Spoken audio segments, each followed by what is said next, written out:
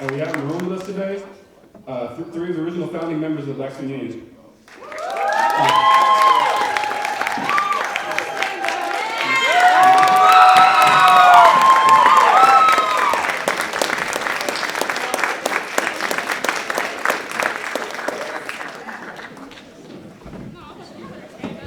I'm not sure if any of you knew this, but the Black Student Union at the University of Washington was actually the first Black student union founded in the state of Washington.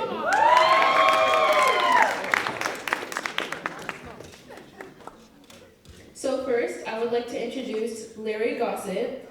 Larry Gossett was born and raised in Seattle's southern and central areas. Gossett attended Franklin High School, where he was point guard on the basketball team. In 1963, Gossett was one of the few black males to attend the University of Washington.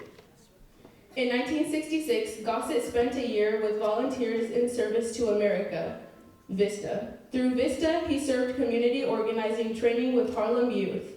Gossett came back to Seattle as OBA and went on to become the school's first student to graduate with a degree in African American Studies. Gossett was a member of the Student Nonviolent Coordinating Committee and a founder of the Seattle chapter of the Black Panther Party. He was a co-founder of the University of Washington's Black Student Union, organizing and participating in the sit-in at President Charles Odegaard's office in January of 1968. He was the first supervisor of the Black Student Division at the Office of Minority Affairs at the university and was elected to the King County Council in 1993, also serving as chair in 2013.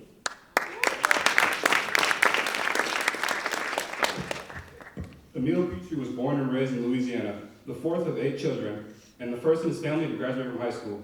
Emile attended Southern University in Baton Rouge on a full-ride scholarship and graduated with a Bachelor of Science in Chemistry in spring 1967. Hoping to escape the Jim Crow South, he headed to Seattle for grad school the following spring 1967, only to be called a racial slur on campus in his first year. On January 6, 1968, Petrie participated in the occupation of President Odegaard's office. In 1982, Petrie became a chemistry tutor at the Instructional Center, where he always went the extra mile. If there was an exam on Monday, he would open the center on Saturday and Sunday for over 60 students. In 1989, he was named the director of the Instructional Center, where he remained for 13 years, helping thousands of students succeed. And in 2001, under Petrie, the IC became the first UW program to win 2 Brotman Awards in the same year, one for instructional excellence and another for excellence in diversity. In 2002, Petrie was appointed LMAD's Associate Vice President for Assessment, and he remained in that role until retirement in 2015. He now serves as Senior Advisor for the Vice President of LMAD, Ricky Hall, and enjoys salsa dancing.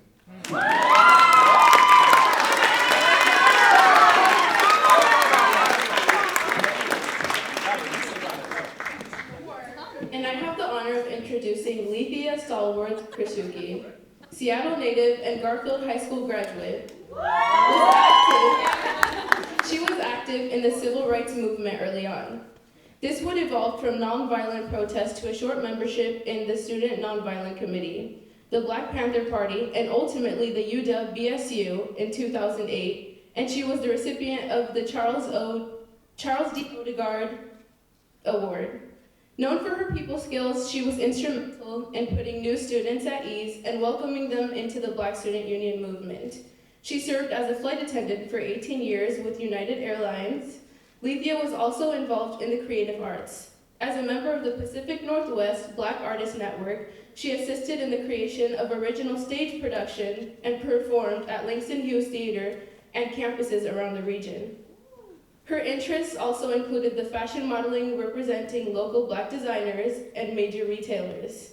I was gonna say, okay, outfit. Her interests also included the fashion modeling representing local Black designers and major retailers. An avid conversationalist, these interests combined well with her passion for youth development, and she provided the creative vision and served as lead coordinator of Woodland Park Zoo's Zoo Corps teen program, promoting conservation, zoo, and research careers, and further the active focus on recruitment of youth from underserved communities. A crowning achievement was her leadership of the widely regarded African Village Mural Project, to which Dr. Millie Russell brought a visiting group of African dignitaries to see. Her work has impacted hundreds of youth through King County.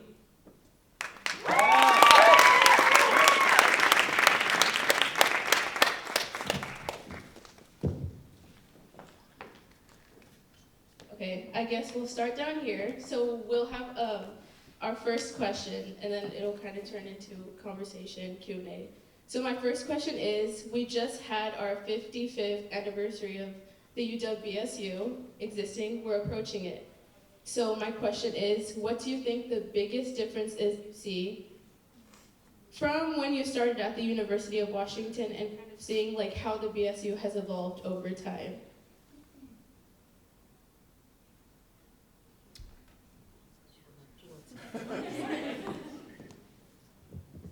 Well, I've been here most of that time, so I guess I can talk about how it has evolved.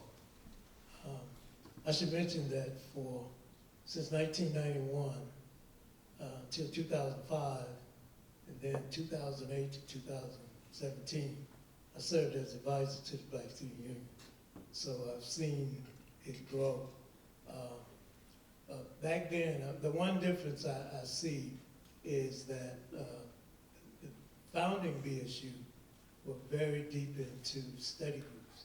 We studied politics, we studied, and we realized that it was not just Black students who needed to be represented at the University of Washington. First of all, as far as we know, there was 180 Black students at UW in 1968. When Larry came, he said it was only 63. So right now you have 1,400 undergrads who identify as Black. And that's just for the UW campus, UW Seattle campus. There's another 600 each at Bothell and Tacoma. So we've grown significantly, and it really represents the percentage of Blacks in the state of Washington.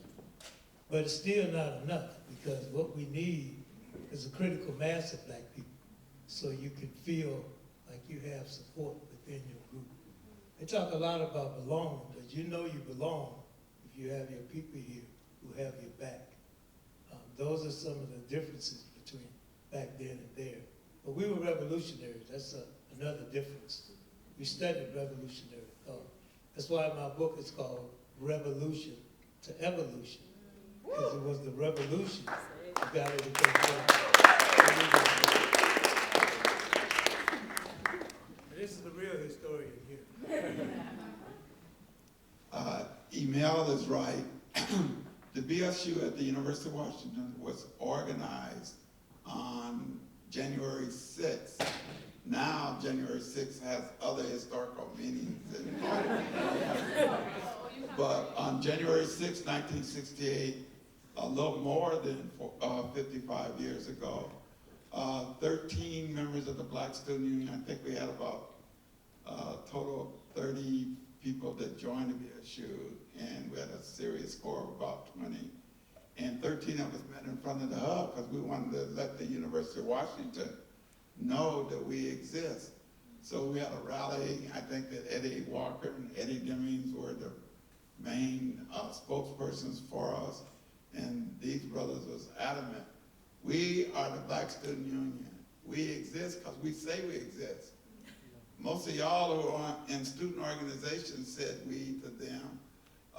Go downstairs and go in some student services office and fill out some application where you explain that you exist. Now, y'all never gonna see us downstairs. We exist because we hear y'all. And we believe in Black people having power. So we exist.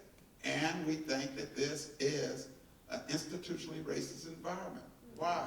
Y'all are 107 years old, said our spokespersons. 108 years old now. And you never had over 150 Black students on this campus. Most years it was 20 or 30. Check this out. We looked at the Arts and Humanities Department, got over 900 classes. Not one of them talked about black or Latino, Asian, or Native American. We used Native American at that time. And we went further than that last quarter. And we found that not one of these classes uses a book or magazine written by an African American, Asian, Latino, or Native American. So that's why, objectively, this is a very racist environment. And we are going to lead the effort to change it. We want anybody to support this effort that wants to. We're going to reach out. We're going to be respectful. But the University of Washington is changing. And over the next month, we added some very specific demands of what we wanted. And they were the establishment of Black Studies program, the recruitment of more Black, Latino, and Native American students. And we became the first Black student organization in the country that demanded that the university recruit more poor whites. Because our assessment, because Emil already told you, we read Marx, we read Lenin, we read Mao Zedong, we read a lot of socialist and democratic loving writers. We read Martin Luther King. We read The Crisis of the Negro Intellectual by Harold Cruz. And they said we got to, in order to bring about revolutionary change in America, we got to involve everybody, but particularly the most dispossessed and left out. We also, after January 6th, invited there was only 2 Indian sisters on the whole campus. We invited both of them to join the Black Student Union. And there were 4 Latinos in 1968 on the campus. And we invited one of the brothers who was active and coming in through Upward Bound, this program called Upward Bound. We said, man, y'all don't have nothing, you join us. We didn't worry about no other Black student union in the nation had non-Blacks in it. Nah, we felt that was needed. All 3 of these students helped to start MECHA, a Latino group, and an Indian group the next year. But that's what we started. And we said we want all those kind of students involved in Black studies, and we want something social and educational, like the IC, the Instructional Center, organized on this campus. We said we need something cultural on this campus that could relate to the Black, Latino, Asian, Native American, and poor white people that we'd be bringing out here. So we articulated that we wanted a cultural center. That very first announcement the very first month that we existed. And we had gotten organized because we went to a Black youth conference on Thanksgiving weekend, 1967. And that's after 3 or 4 months before that, Stokely Carmichael had come to Seattle and spoke at Garfield High School. We had over 2,000 Black people went in there. All of us called ourselves Negroes.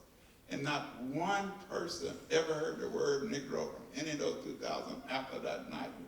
I know y'all, I might be exaggerating a little bit, but all I heard was Black after he came here in April 8th. And then we organized SNCC.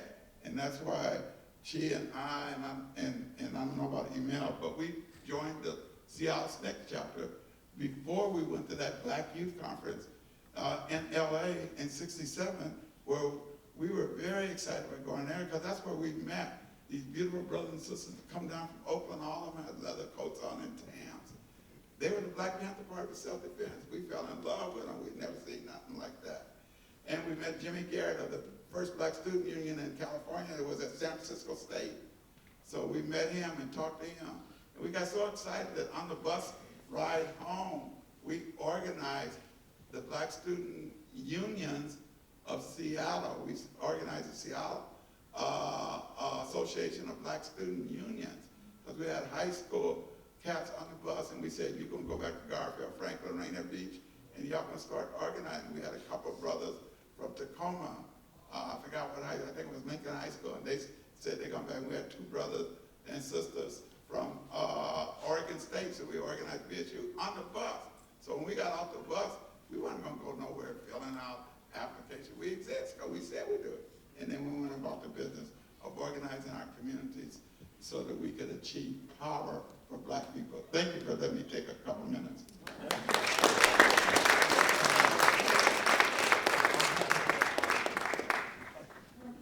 Emil and Larry, Anita Conley, others, they were older.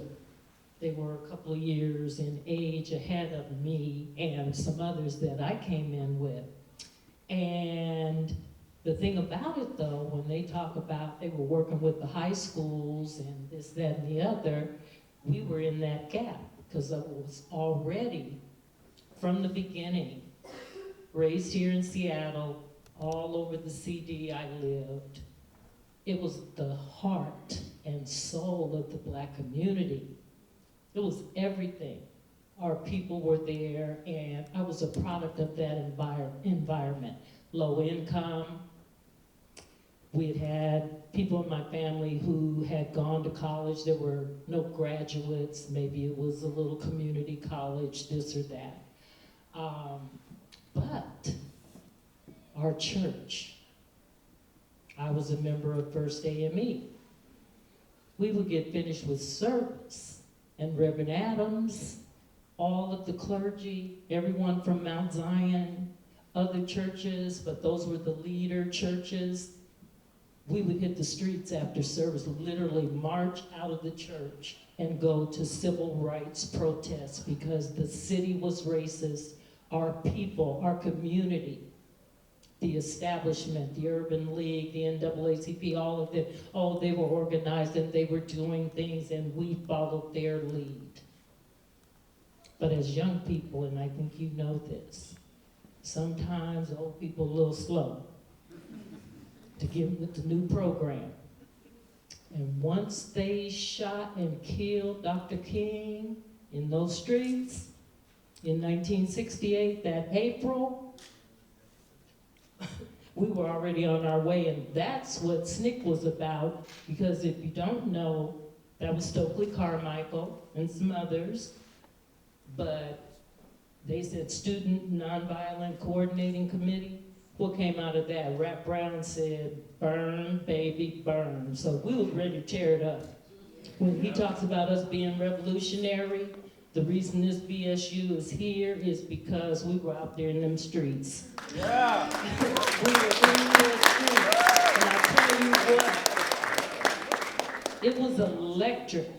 It was good times. Because when Black people come together, we're going to have good times. We're going to do the work, but we're going to have fun. We're going to bring our flair to it. And because our community was behind us, proud of us because we made it here. We made it here to this campus.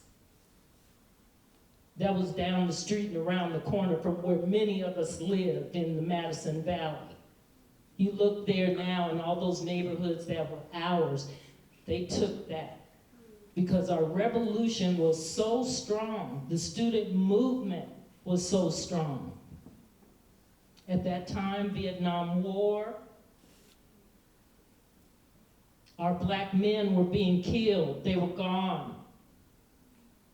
So to have Black men on campus being warriors and leading these movements, to be in the midst of Black Panthers, another revolutionary organization, power to the people. I worked in the feeding clinics where we got free breakfast for the kids in the community. Our brothers and sisters here on campus, we went back and forth. We didn't isolate ourselves because we were the academic elite, because we were here in the ivory tower. No, I was among the first Black students to move into Lander Hall. Baby, when I tell you, the boys had a whole floor. All I remember is I was on the 8th floor. Greg Alex was our RA, and he had to earn it because we were doing it. And Right outside the elevators was a little room that had a hot plate, so if you wanted to come heat you up some soup, you guys have all the amenities now, but if you want to come heat you up some soup or make you some tea, you could do that to study.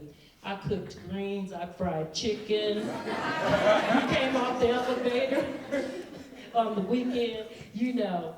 I can remember us, even here on the campus, not only were we establishing our identity and studying and making demands and enforcing them, but it was so thoughtful, it was so incisive, what we imagined together, that it's still standing here with you 55 years later.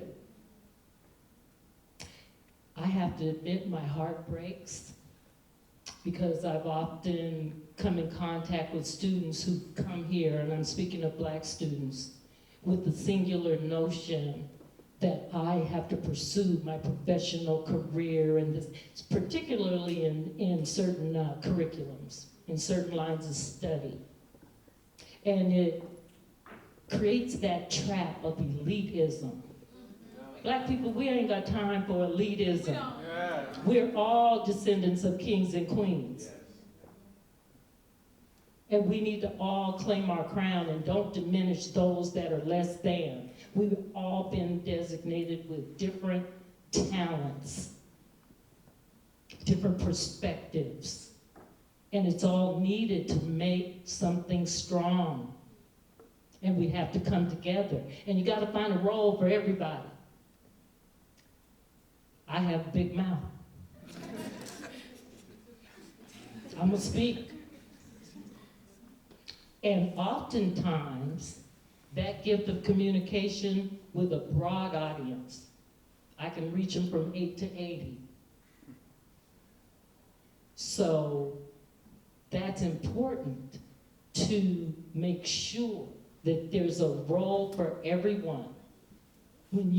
We came from the era, and I know you guys can co-sign this, where black people, period. If you're walking down the street and someone said earlier, oh, the professor, she talked about Seattle being white. It's whiter than it ever has been, because California, everybody else came here about 30 years ago and started creeping it. So it's whiter than ever because that began the gentrification. They came here with money. They were already priced out in California. So they came up here, drove our prices up because they were giving them what they asked for. And overnight, I don't know what's coming for you, but life moves on outside of our world. Treasure this time.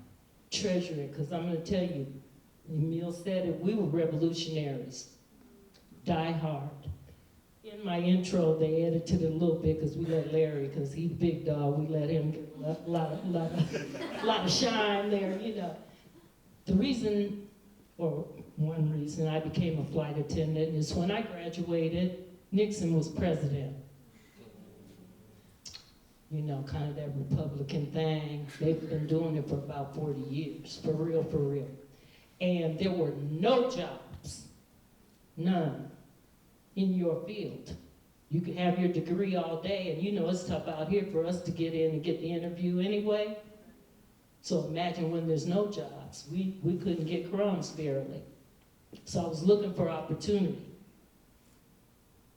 But United Airlines lost a class action suit because they were discriminatory in their hiring practice of flight attendants and other personnel. Urban League, they would say, oh, we can't find any qualified to do the job. To be a flight attendant, we can't find them. No, we can't find any black people that can do that. So, Urban League put out a call. I've always wanted to travel, come from a poor household, bam, I'm in. I went there to get the job, and before I could get home, they called. While I was there came some situations because they had recruited once again They make it hard on themselves because they make it where we have to bust in the door with a group. If you just let us in based on our qualifications, you won't have to face the wrath of the group. So once again, these mostly women, we came in, we get to the training center, they were trying to weed us out like you cannot believe in Chicago. And I became the quote unquote Martin Luther King because when the more radical, now they didn't realize they had a diehard revolutionary embedded in the situation, so they can you talk to them? Can you calm them down? I said, no, you're going to have to do that yourself because you made this mess. But I would suggest that you just back off because this is how we are. We're going to come together, we're going to cry together, we're going to fight together, we're going to laugh together. And then we're going to go out here and challenge these institutions. I don't care where you are, this is what I took away. Because my resume has a lot of variety in it. I didn't dedicate myself to public service, but I've done public service. Every place I've been, if you start a conversation with me, it's probably going to go there. I can tell you about times when I was on the plane and I had to educate a flight attendant that says, oh, you don't talk like the other black people. DC-10 has a little elevator down to the galley. And if you push the button when it's halfway up, it stops. Nobody can come up, nobody can go down. The galley becomes a conference room where I could directly communicate and articulate to her that not only do I speak maybe better than a lot of black people, I do have a degree in English from the University of Washington, but I also speak better than you and most white people. Everywhere you go, you can teach. And we had a motto back then, each one teach one. And you never know who the student's gonna be, but stay ready. Stay locked and loaded. Because the revolution is not over. You have to be individually committed to stay in it. And I'm telling you, when you do that, then like minds come together, and it's that energy that only we can generate. You tell me, and I don't know if you guys have seen it, and I'm gonna pass the mic, but when Nelson Mandela was freed, the people poured into the streets in Africa, and they, when you know the jump, when it's thousands of us jumping to the same beat and just, who else does that? Who else has that spontaneous power? The power that we have as black people, it never ends. Ladies, when we step in the room, I've been the only, and you'll probably experience it too professionally as you move through the world. You'll be the only at that company, the only whatever. Don't shy away because they're already watching us. They're already intimidated. Work them like a neck bone. Just because we're not going to get away from that power dynamic. So I'm going to pass it. Thank you.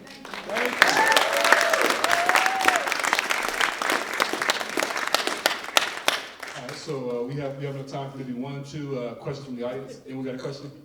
We'll be sure.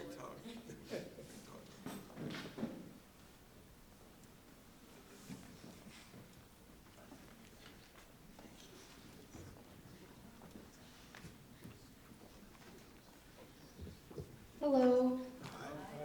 So I actually don't attend UW, but I decided to come.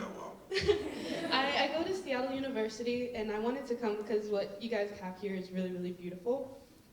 Something that we don't have at Seattle University.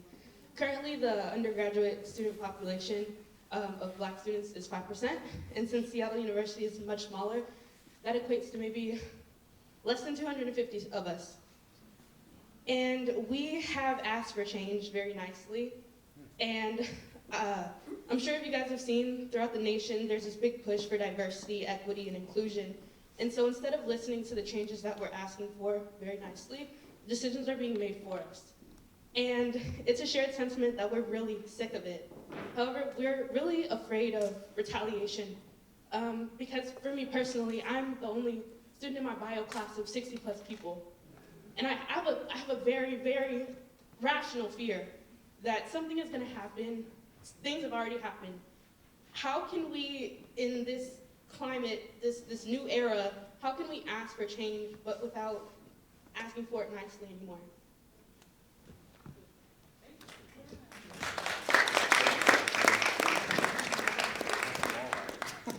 Real quickly, you left out that it's a private school and Catholic, okay? So that adds another layer.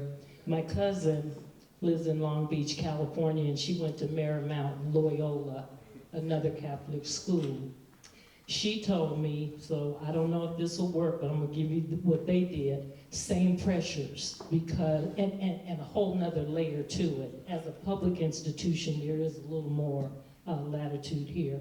But she said they organized and they did stuff, but the university didn't want the publicity. Don't forget, the press is out there. The last thing a Catholic university wants is to be in the news for discriminating against their black folks. Okay? But you need a group of committed individuals on the campus. This has happened over and over in Seattle. If the black students at Seattle University, 10, 15, 20 of you, got together and said that we want to change, and you would have to develop the priority changes that you want, whether it be academic or financial aid or whatever, and then articulate that. We can help you identify groups in the community, other black student unions, other black community organizations that within 2 or 3 days could send letters to the president of CIU or come to a rally and change that 200 to 500 people on campus one day with signs all over. And then after the rally is over, the president's office get 30, 40, 50 phone calls demanding that he or she respond to the legitimate needs of reforms on that campus. I really do think, I know, because we did all these things at the University of Washington.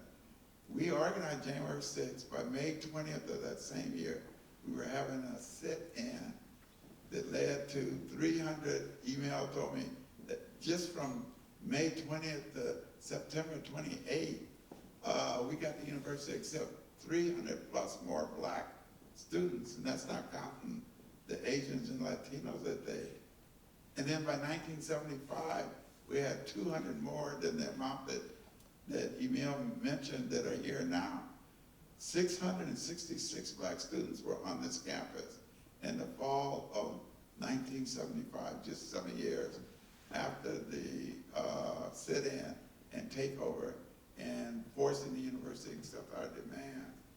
That can be done on any campus.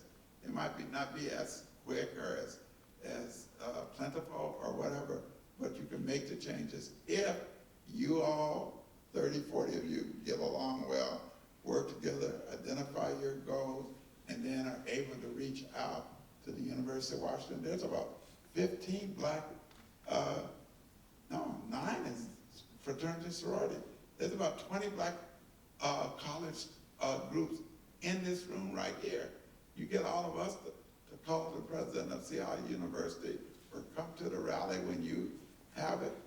You will be able to change Seattle University by next fall. Thank you.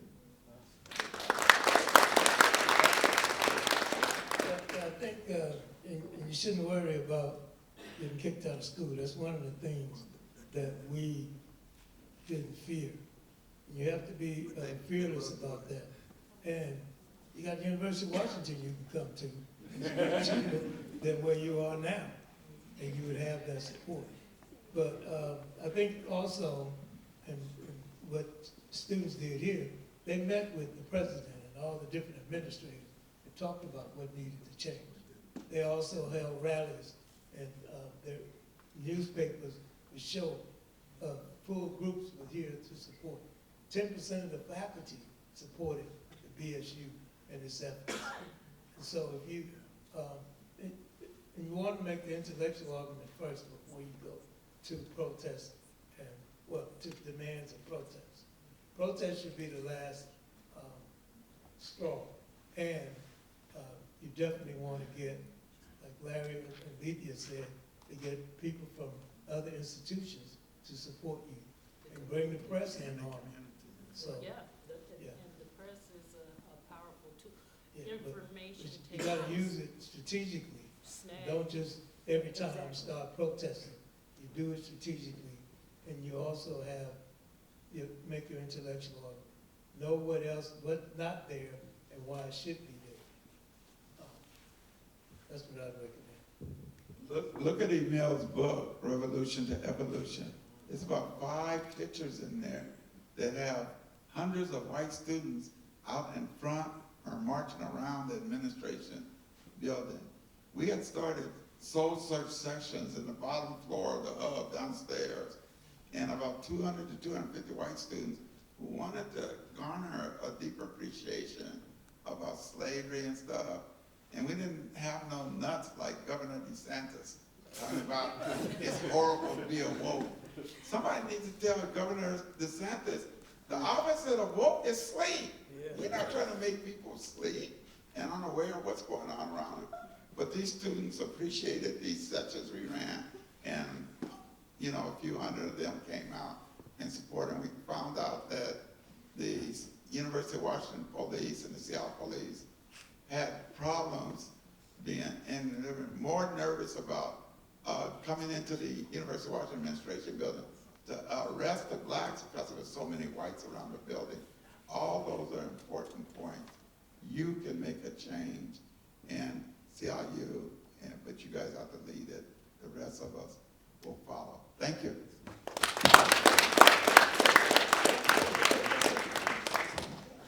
Thank you so much for participating, and that has been our panel. This is our legacy.